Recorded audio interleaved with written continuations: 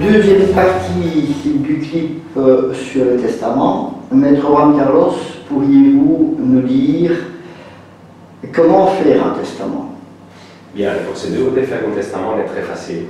Et, en Espagne, les mêmes procédures, nous avons les mêmes procédures qu'en Belgique, ou en France, ou en Allemagne.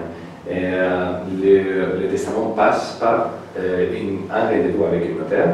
Le notaire formalisera les dernières volontés du testateur dans un document, que c'est un document public, que c'est le testament, qui sera fait dans un notaire.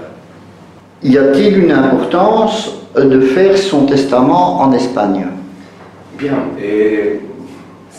nous trouvons différentes opinions de mes collègues, des autres professionnels, autant de faire la recommandation à un client de faire un testament en Espagne. Et notre cabinet, notre opinion personnelle, est que le plus important est d'avoir un testament. Nous recommandons toujours à notre client de faire un testament en Espagne ou en Belgique. Un testament qui peut faciliter les procédures de succession dans le cas de décès, surtout quand il y a différents biens localisés en différents pays, comme c'est le cas. Et alors, nous recommandons toujours de faire un testament, comme je dis, si en Espagne ou en Belgique, pour réguler la succession de tous les biens qui seront en votre nom, mais, comme je dis, avec un testament.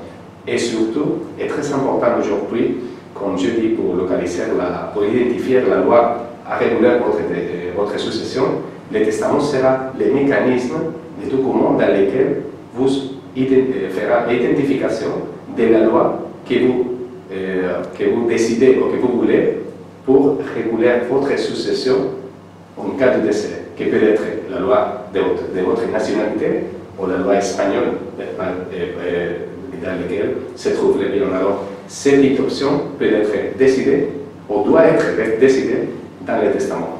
Donc je peux choisir entre faire appliquer la loi espagnole ou bien la loi belge ou française. Mais la question est la suivante: si je choisis une des différentes lois, soit celle de mon pays, soit celle d'Espagne, est-ce que cette loi aura un impact tant sur l'héritage proprement dit que sur les impôts?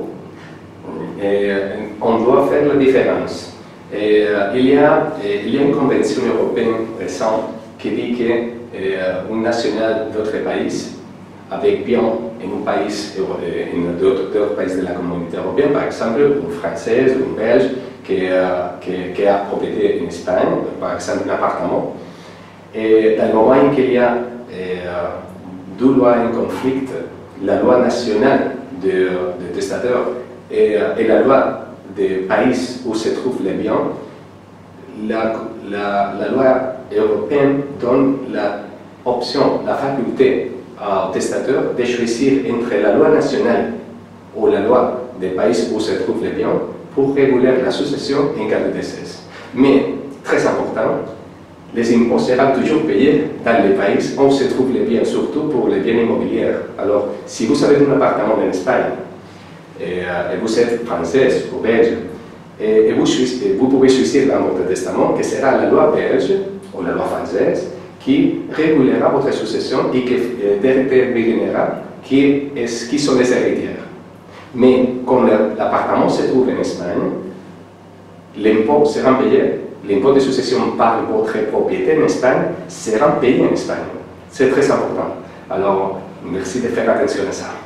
Que faire un testament coûte cher? Normalement, le testament coûte à partir de 100 ou 200 euros, que seront les frais à payer au notaire pour préparer le testament. Et en plus de ça, il faudra ajouter les honoraires de l'avocat qui dépendront des services de temps employés par l'avocat pour faire l'étude de la succession, de tous les cas du concept global de biens et des héritages. Oui, en fonction de la taille d'études, pour retrouver les héritiers, là où se trouvent les biens, etc., je suppose. C'est ça. Un simple testament peut coûter bon marché. enfin, bon marché. Par contre, s'il y a plusieurs héritiers, je me rends compte qu'il y a beaucoup de travail de recherche et de localisation à faire. Surtout quand il faut faire la coordination des différents, différents parties. Aussi, s'il y a un testament aussi déjà fait par les testateurs, le pays d'origine, il faut obtenir le testament, l'étudier, quelquefois partager nos opinions avec les notaires de nos clients en Belgique, en France, pour dire écoutez-moi qu'est-ce que sera la meilleure solution. Alors tout ça c'est dépendant du travail à faire et les honoraires seront en relation à ça. Une dernière question. Le testament manuscrit est-il valable en Espagne?